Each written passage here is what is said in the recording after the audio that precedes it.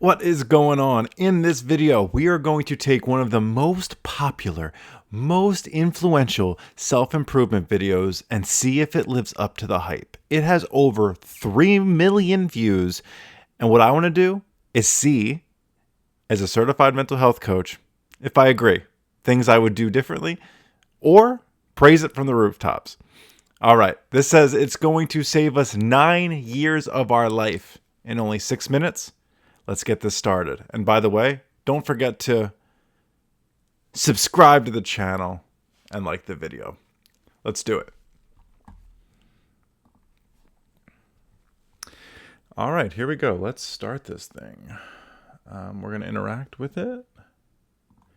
And let's start. Video will save you 10 or more entire years of your life from being wasted. And the reason I know this is because we spend an ungodly amount of time on our phones. The average person spends 4 hours a day, every single day, staring at this thing. And you might be thinking, but Maxwell, you literally just said it was the average. 4 hours a day is the average, the normal. That's not even that much, right? But when you do the math and you add up the hours, it becomes very apparent to how much 4 hours a day on your phone really is. 4 hours a day on your phone is the equivalent to 1,460 hours a year. And I know that number probably doesn't mean anything to you, but if I assume you live to 80 years old and I subtract the, 13 years you didn't have a phone, then you're gonna end up spending 11.5 years of your entire life spent on your phone. Bro, 11 and a half years spent on your phone.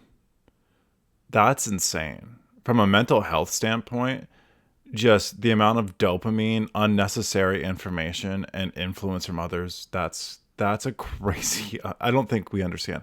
That's 11. If we are 80 years old, that's takes us down to 69 and a half. No, it takes us to 68 and a half. That's crazy. 11 and a half years is a long ass time just to be spent.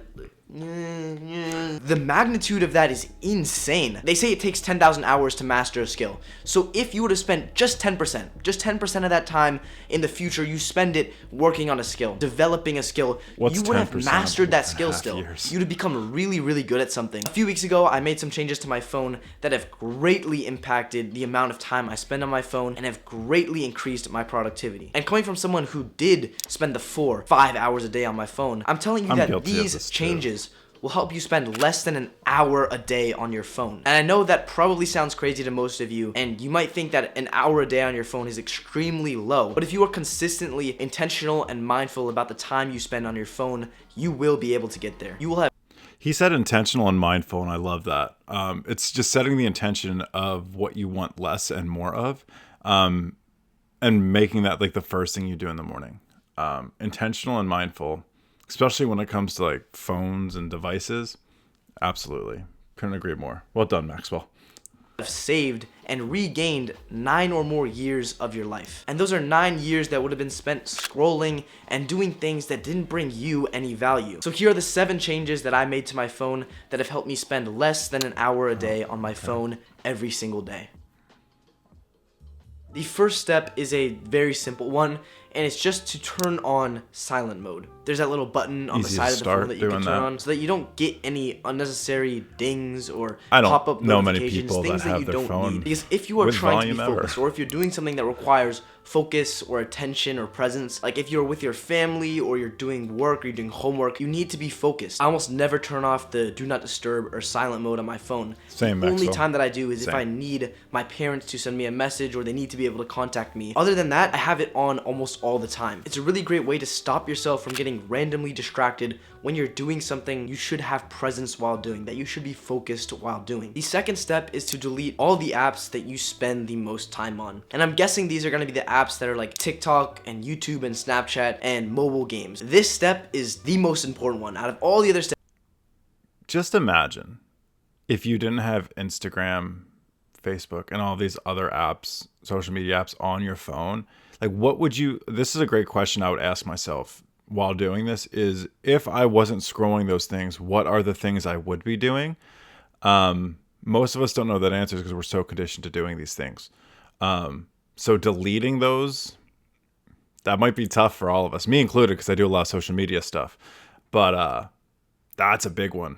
I like that steps. one. If you just do one, do this step. But it is the most difficult because the apps that you spend the most time on obviously are going to be the Subway ones you are most Surfers. attached to. You can come up with as many excuses and copes as you like, but the truth is, this is the one thing that will reduce the amount of time you spend on your phone the most. Now, the third step that goes right along with the last step I just told you about is to delete all of the apps from your homepage. I only have 4 apps on my home screen, and I really only need 2 of them because I just use them to message my family and my friends. Everything that you know might be problematic, delete it from your homepage. It forces you to be a lot more intentional and mindful when you are on your phone, and not to just randomly and mindlessly open an app without thinking about it. Before we get to the fourth step, what actually this can really help with too, I didn't know this video was going to be just about phones.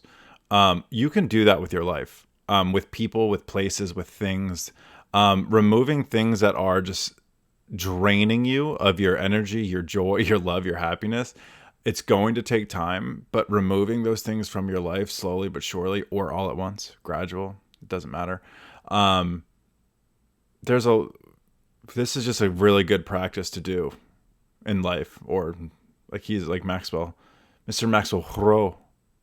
I don't think he's Spanish, is saying it's really good phone practice. Fourth step and all the steps after this are going to be in the settings app. And the first setting you should change is your notifications. Turn the notifications off for all of your apps, all of the ones that you don't use, all the ones that you really don't want notifications on anyways. Because a lot of the notifications that you get just notify you about useless, unimportant things. It's information that you don't need. If there are some apps that you need to keep on for health purposes or to stay connected with your family or whatever, that's fine. But what I even did with my messages app and the other apps where I received messages from people is I turned off all of the notifications that you get from your front screen. You can do this by going to a specific app in notifications and turning off all the front page notifications that it gives you. And if that app is something that you want to know how many notifications you have, you can just keep on the badges. This will keep that red circle over the app that will show you how many unread messages you have. The fifth and sixth step kind of go together, and it's to turn off tap to wake and rise to wake. You can find raise to wake through display and brightness, and you can find tap to wake through accessibility and then going to touch. You've probably noticed how your phone will instantly turn on if you pick it up. This makes it super easy to subconsciously open your phone without thinking about it. So turning raise to wake off makes sure that your phone doesn't turn on when you pick it up. Turning tap to wake off makes it so that you can't tap your phone to unlock it. Both of these two ways of unlocking your phone are very mindless and if you're a tap to Once wake you turn these two settings off, you're going to realize that you're gonna be trying to tap your phone to open it, but it will only open if you click the side button. This will make you think about going on your phone when you go on your phone, which will make you go on it less. The seventh and final step is to turn on the grayscale color filter. You can find this by going to accessibility and then going to display and text sizes. This last one might seem kind of weird, kind of extreme, but it makes your phone just so much less interesting. When you have the grayscale filter on and there's no color, it's a lot harder for you to stay on your phone for long periods of time. It's really less interesting. And I know this setting in particular will be very difficult for some people to keep on because we're so used to so much sensory stuff right in your face. And so when you look at your phone and there's no color, it seems very, very boring, very, very uninteresting. It's going to be annoying and weird and boring,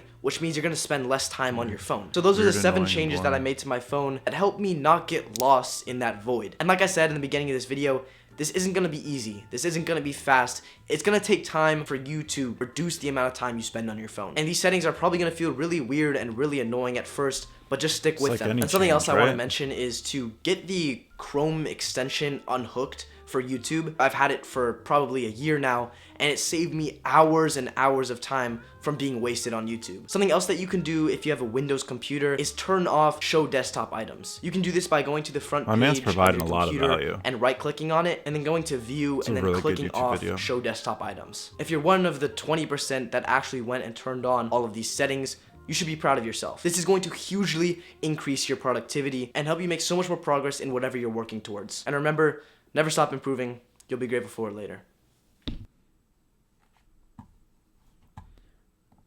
What a really good video. Maxwell, so what I will take away from this as a certified mental health coach is making small changes have huge impacts. So just doing these 7 steps, now some might work for you, some might not. So you might not want to delete all of the stuff on your home screen, whatever it might be, but remembering you don't have to do them all at once. Play around with them. Start seeing what type of progress you have, whether it's on your phone, whether it's in life, whether it's filtering out friends and family and people that just aren't serving the direction you're moving or hoping to move. It's a really good video, not to mention production quality. It was just a talking head video like this. And besides the autofocus going in and out, I love the break of the B-rolls to see and show and give examples of how to do it. Absolutely value-packed video. Really appreciative of him, worth every million of views that it has. 10 out of 10. If I was to do anything else, now I understand the world of YouTube often is click here and get what I give you, opposed to like, hey, I can only show you so much in my, what they call the package, whether it's a thumbnail, the title, and the description, stuff like that. So 10 out of 10. Maxwell, very well done.